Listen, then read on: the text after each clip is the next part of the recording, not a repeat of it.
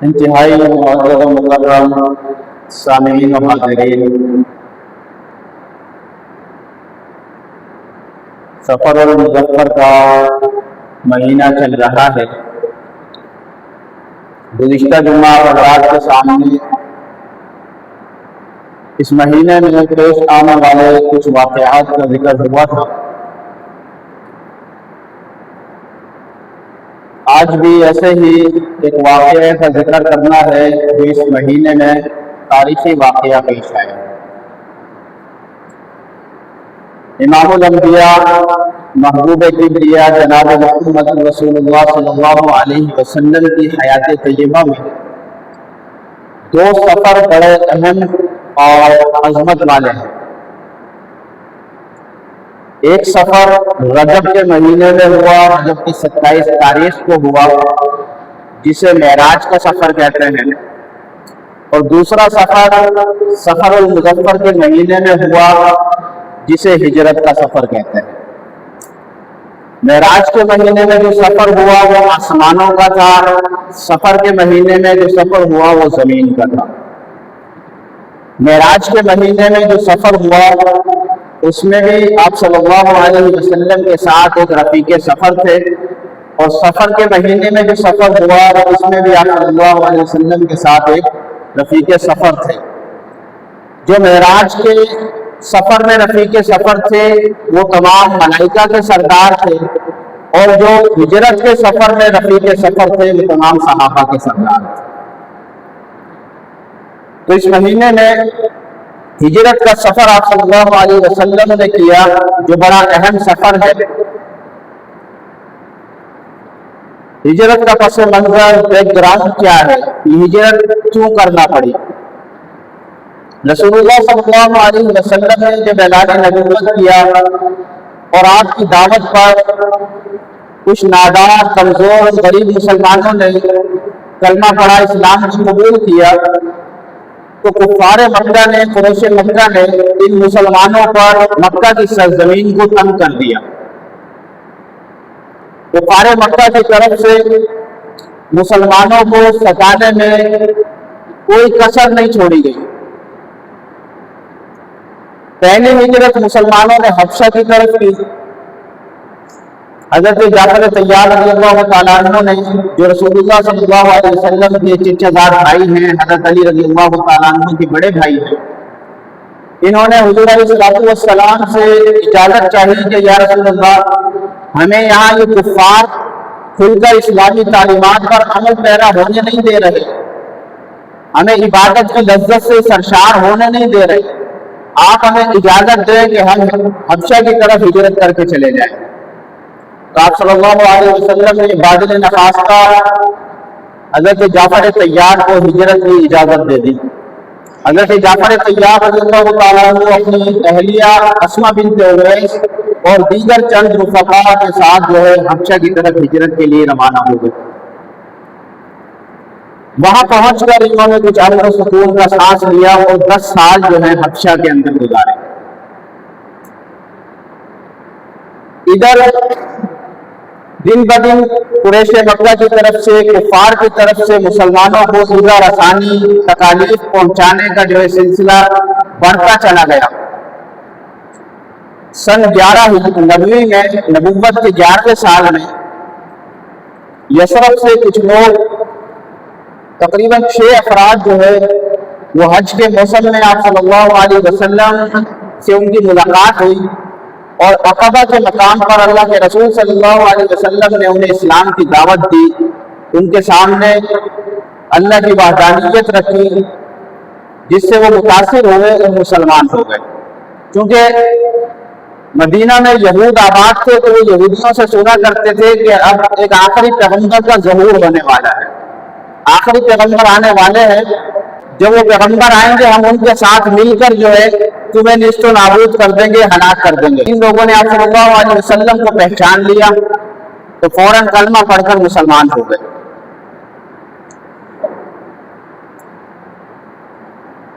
اب یہ لوگ جب مسلمان ہوئے اور یہ واپس یثرب چلے گئے، مدینہ طیبہ کا پرانا نام یثرب ہے، وہاں جا کر یہ لوگ چھپ چھپا کر اسلام کی تبلیغ کرنے لگے، اور اسلام مدینہ میں اس تیزی سے پھیلا کہ ہر گھر کے اندر اسلام کی دعوت جو ہے وہ پہنچ گئی۔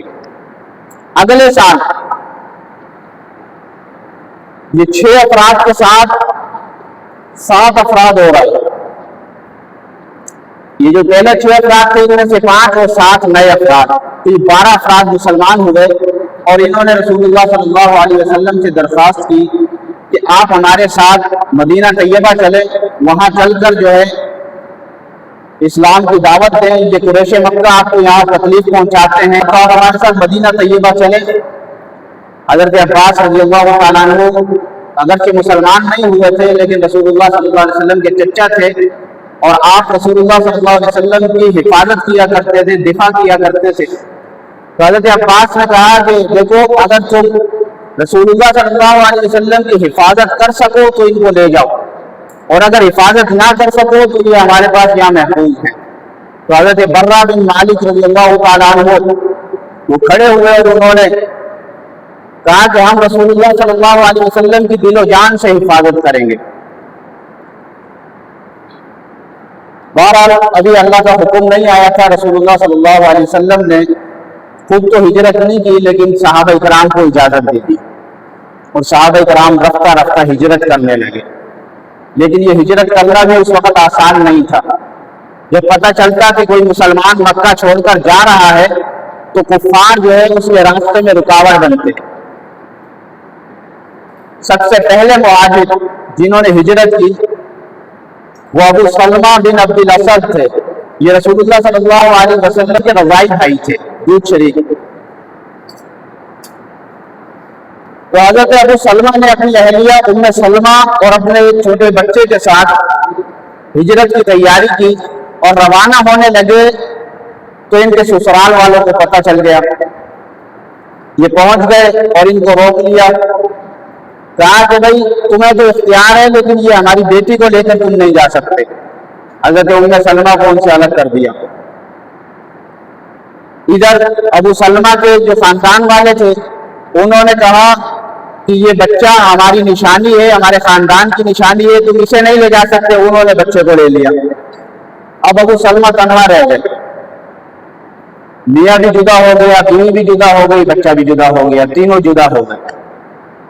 ابو سلمہ رضی اللہ تعالیٰ عنہ تنہا سفر کرتے ہوئے مدینہ کی طرف تشریف لے گئے۔ ادھر ام سلمہ رضی اللہ تعالیٰ عنہ روزانہ صبح کو مقام یافتہ جہاں سے یہ جدا ہوئے تھے وہاں پر آتی اور روزانہ شام تک روتی رہتی۔ جب 1 سال گزر گیا تو ان کے چچا زاد کو ترس آیا، اس نے کہا ان کے گھر والوں کو کہ کیوں بیچاری کو اپنے شوہر اور بچے سے جدا کیا ہوا ہے، اسے جانے دو، اپنے شوہر کے پاس چلی جائے۔ تو گھر والوں نے اجازت دے دی کہ جاؤ تم چلی جاؤ۔ یہ اپنے بچے کو انہوں نے لیا اور سوار ہو گئی۔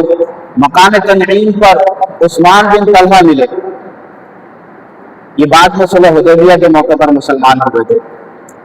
انہوں نے پوچھا کہ اکیلی تنہا عورت کہاں جا رہی ہے؟ بتایا کہ میں اپنے شوہر کے پاس مدینہ طیبہ جا رہی ہوں۔ تو عثمان بن طلحہ نے اونٹنی کی لگام پکڑی اور ان کو لے کر چل دیے اور جا کر جو ہے مدینہ کے قریب قبا کے مکان پر چھوڑا کہ جاؤ اس بستی میں تمہارے شوہر مقیم ہیں، اللہ تمہیں برکت دے۔ یہ ام سلمہ کون ہے؟ یہ بعد میں ام المومنین بنی ہے۔ حضرت ام سلمہ رسول اللہ صلی اللہ علیہ وسلم کی حرم بنی ہے، آپ کی زوجیت میں آئی۔ تو پہلے مہاجر ابو سلمہ تھے کہ جن کو بیوی سے جدا کر دیا گیا، جن کو بچے سے جدا کر دیا گیا۔ پھر دوسری مرتبہ اور صحابہ بھی ہجرت کرنے لگے۔ عیاش بن ربیعہ یہ ابو جہل کا ماں شریف بھائی تھے۔ اسی طرح انہوں نے ہجرت کی، ہشام نے ہجرت کی، تو ابو جہل اپنے بھائی حارث کے ساتھ پیچھے پیچھے پہنچ گیا اور کہنے لگا کہ تمہاری ماں نے قسم کھائی ہے کہ جب تک تم اپنی ماں سے آ کر نہیں ملو گے تمہاری ماں نہ کھانا کھائے گی اور نہ دھوپ میں سے سائے میں آئے گی۔ ان کے دل میں کچھ نرمی پیدا ہو گئی کہ میری ماں جو ہے وہ دھوپ میں تڑپ تڑپ کر مر نہ جائے، بھوکی مر نہ جائے۔ تو یہ ابو جہل کے ساتھ سوار ہو گئے۔ راستے میں پہنچ کر ابو جہل نے دھوکہ دیا اور ان کو باندھ دیا۔ بعد میں پھر رسول اللہ صلی اللہ علیہ وسلم ان کے لیے فجر میں قنوت پڑھ کر دعا کیا کرتے تھے کہ या अल्लाह इनको काफिर और मुशरिकों की कैद से निजात अता फरमा। फिर हजरत सुहैब रज़ी अल्लाह तआला अन्हु, जिन्हें सुहैब रूमी कहते हैं, हजरत सुहैब हिजरत करने लगे तो लोगों ने रास्ता रोका, कहने लगे कि जब तुम मक्का में आए थे तो मुफलिस और नादार थे, तुम्हारे पास कुछ भी नहीं था, और मक्का में आकर तुमने माल कमाया, तुम अपनी जान और माल दोनों को बचाना चाहते हो, हम तुम्हें जाने नहीं देंगे। हजरत सुहैब रज़ी अल्लाह तआला अन्हु ने फरमाया कि अगर मान लेना चाहते हो तो मुझसे मान ले लो। उन्हें तो चाहिए माल था, उन्होंने कहा ठीक है। जब माल ले लिया और हजरत सुहैब ने भी हिजरत कर ली तो आप सल्लल्लाहु अलैहि वसल्लम ने फरमाया रबिहा सुहैब, कि सुहैब ने जो है तिजारत नफा बख्श तिजारत की है, मुनाफे वाली तिजारत की है। इस तरह सहाबा इकराम का एक सिलसिला शुरू हो गया, रफ्ता रफ्ता ये हिजरत करने लगे। आप सल्लल्लाहु अलैहि वसल्लम के इंतजार में थे। हजरत अबू बकर रज़ियल्लाहु तआला अन्हु ने इजाजत मांगी कि या रसूल अल्लाह, मुझे भी हिजरत की इजाजत दे, तो अल्लाह के नबी ने रोक दिया, फरमाया कि अबू बकर, मुझे उम्मीद है कि अल्लाह मुझे भी जल्द इजाजत दे देगा। मकसूद ये था कि तुम्हें मेरा रफीक सफर बनाएगा। आप सल्लल्लाहु अलैहि वसल्लम, हजरत अबू बकर और हजरत अली रज़ियल्लाहु तआला अन्हु ये भी मक्का में मौजूद थे। इधर जब कुफार ने, कुरैश ने देखा कि ये तो मुसलमान दिन ब दिन हिजरत करते चले जा रहे हैं, मक्का को छोड़ते चले जा रहे हैं, और मदीना में भी मोहम्मद सल्लल्लाहु अलैहि वसल्लम की एक तहरीक बन गई है, इसकी तहरीक तो बढ़ती चली जा रही है, तो इन्होंने एक इजलास बुलाया, एक मीटिंग की दारुल नदवा में। दारुल नदवा ये कुसै बिन किलाब, जो रसूलुल्लाह सल्लल्लाहु अलैहि वसल्लम के जद्द अमजद में से था, इसने वक्फ किया था, जिसमें कुफार जो है कुरैश वो अपनी मीटिंग वगैरह, इजलास वगैरह, शादी ब्याह वगैरह करते थे। ये उस वक्त कुरैश की पार्लियामेंट थी, तो वहां पर ये कुफार जमा हुए, इजलास रखा, जिसमें बड़े बड़े काफिरों के सरदार थे, अबू जहल, उतबा, उमैया बिन खल्फ, तो ये सारे थे। शैतान भी आया एक बूढ़े के लिबास में, बूढ़े के रूप में आया और कहने लगा कि मैं नजद से आया हूँ, मुझे पता चला कि आप लोग कोई मशवरा कर रहे हैं, मुझे भी अपने मशवरे में शामिल करें, मैं अच्छी राय और तजवीज दूंगा। इसे भी शामिल कर लिया। अब एक ने तजवीज दी कि ऐसा करते हैं, मोहम्मद को जिला वतन कर देते हैं। तो अबू जहल ने कहा कि नहीं, ये तजवीज जो है काबिल कबूल नहीं है। तुम्हें तो पता है कि मोहम्मद की जबान में ऐसी शीरीनी है, ये जिसको भी कोई बात करता है उसे अपना गर्मीदा बना लेता है, अपने तो अपने पराए भी इसके गर्मीदा हो जाते हैं। इसकी जबान में एक शीरीनी है, तासीर है, ये कहीं और चला जाएगा तो वहां लोगों को अपना गर्मीदा बना लेगा, और इसके साथ एक जमीयत हो जाएगी जो मिलकर फिर हम पर हमलावर होंगे। लिहाजा ये तजवीज मुस्तरद है। दूसरी तजवीज आई कि फिर ऐसा करते हैं, कैद कर देते हैं। तो इसने कहा कि कैद करके भी हमने देख लिया, शाह अबी तालिब ने 3 साल हमने मोहम्मद को कैद करके देखा है, उनके जज्बे में, इस्तिकामत में कोई कमी नहीं आई, बल्कि जज्बा इस्तिकामत बढ़ता ही चला गया। और अगर हमने कैद कर दिया तो इनके जो जानिसार साथी हैं वो अपनी जानों पर खेल कर इनको छुड़ा लेंगे और फिर हम पर हमलावर होंगे। तीसरी तजवीज अबू जहल ने खुद दी। अबू जहल ने कहा ऐसा करते हैं कि इनको कत्ल कर देते हैं। और कत्ल किस तरह करते हैं कि हर कबीले का एक नौजवान हो, ये सारे नौजवान मिलकर जो है एक ही बार में मोहम्मद को नाउज़ुबिल्लाह कत्ल कर दें। इस तरह जो है बनु हाशिम सबसे बदला भी नहीं ले सकते, किसास भी नहीं ले सकते। वो दियत मांगेंगे तो सारे कबीलों के लिए क्या मुश्किल है एक फर्द की दियत अदा करना। जब अबू जहल ने तजवीज दी तो शैतान बड़ा खुश हुआ, कहने लगा ये की है ना पते की बात, कहने लगा ये राय अच्छी है। बहरहाल अब ये तय पाया कि नाउज़ुबिल्लाह ये जवान मुंतखब कर लिए गए, जिनमें अबू जहल भी था, उतबा भी था, उमैया बिन खल्फ भी था। इस तरह ये 9-10 अफराद थे। ये सब के सब मिलकर हुजूर सल्लल्लाहु अलैहि वसल्लम को नाउज़ुबिल्लाह कत्ल कर देंगे। इधर अल्लाह ने आप सल्लल्लाहु अलैहि वसल्लम को वही के जरिए इत्तला कर दी کہ پیغمبر اب آپ نے مدینہ کی طرف ہجرت کرنی ہے، کفار جو ہے آپ کے قتل کا منصوبہ بنا رہے ہیں۔ آپ صلی اللہ علیہ وسلم دوپہر کے وقت، گرمی کا موسم تھا، دوپہر کے وقت تشریف لے گئے حضرت ابوبکر صدیق رضی اللہ تعالیٰ عنہ کے۔ سب صحابہ نبی کے پاس آتے ہیں، ابوبکر کتنا خوش نصیب ہے کہ نبی صدیق اکبر کے دروازے پہ جا رہے ہیں۔ صدیق اکبر کے دروازے پر دستک ہوئی تو دستک کے انداز سے پہچان گئے کہ یہ میرے ساتھی محمد رسول اللہ۔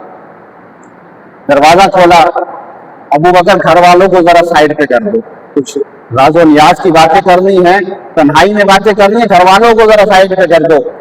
حضرت ابوبکر نے کہا اہلی کا یا رسول اللہ، یہ گھر والے کوئی غیر نہیں ہیں، میرے گھر والے آپ کے گھر والے، آپ نے جو بات کرنی ہے کریں۔ آپ صلی اللہ علیہ وسلم نے فرمایا کہ ابوبکر، اللہ نے مجھے ہجرت کی اجازت دے دی ہے اور تمہیں میرا رفیق سفر بنایا ہے۔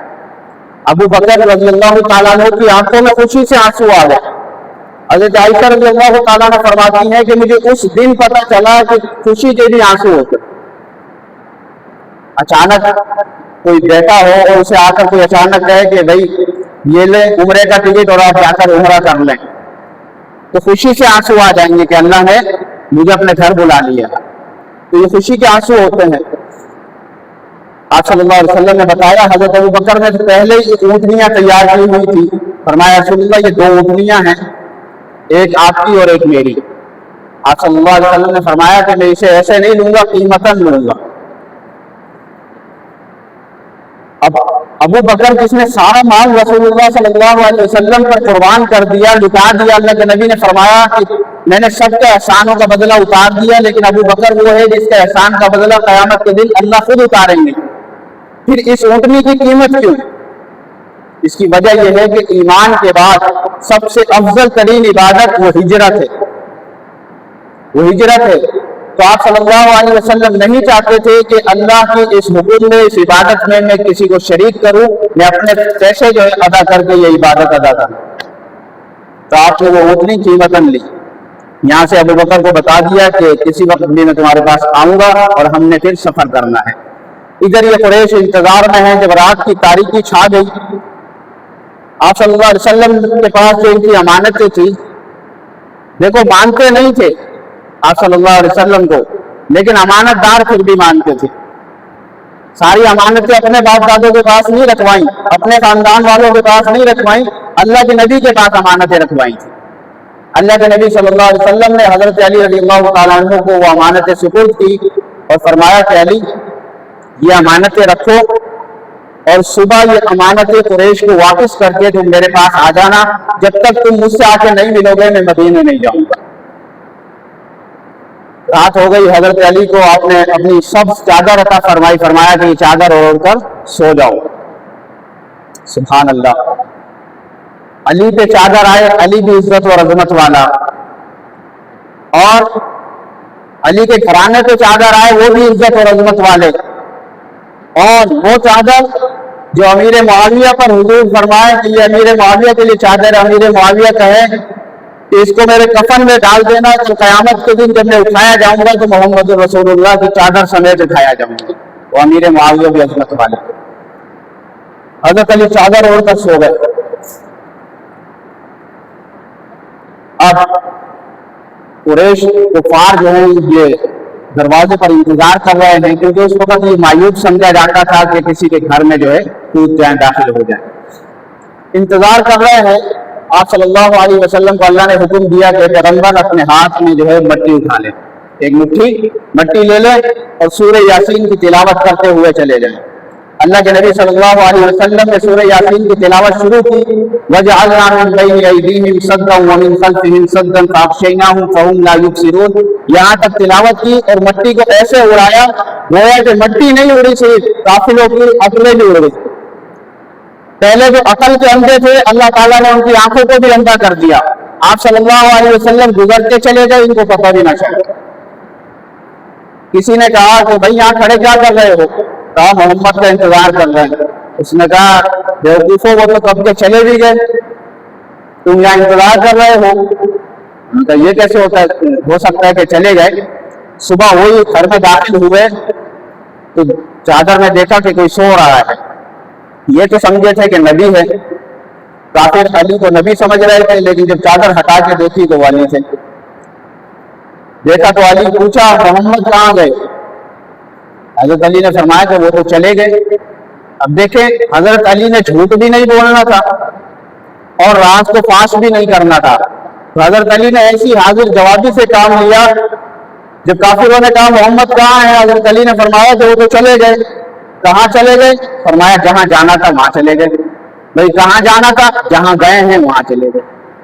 اب ان کا سر چکرا گیا کہ یار یہ کس طرح کے جوابات دے رہا ہے، انہیں گھما کے رکھ دیا حضرت علی نے۔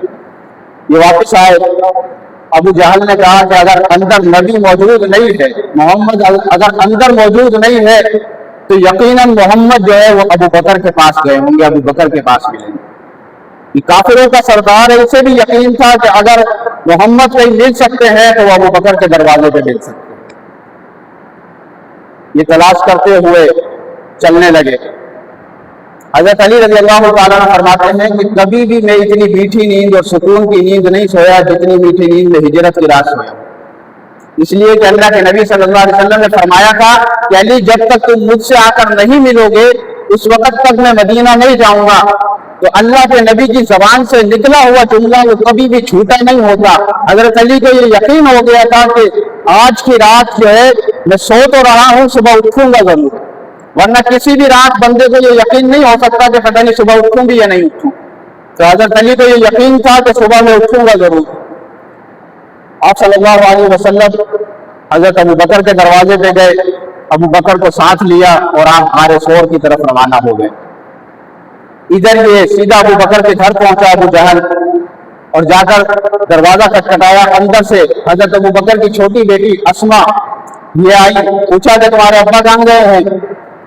کہا کہ مجھے معلوم تو ہے لیکن بتاؤں گی نہیں، معلوم تو ہے لیکن بتاؤں گی نہیں۔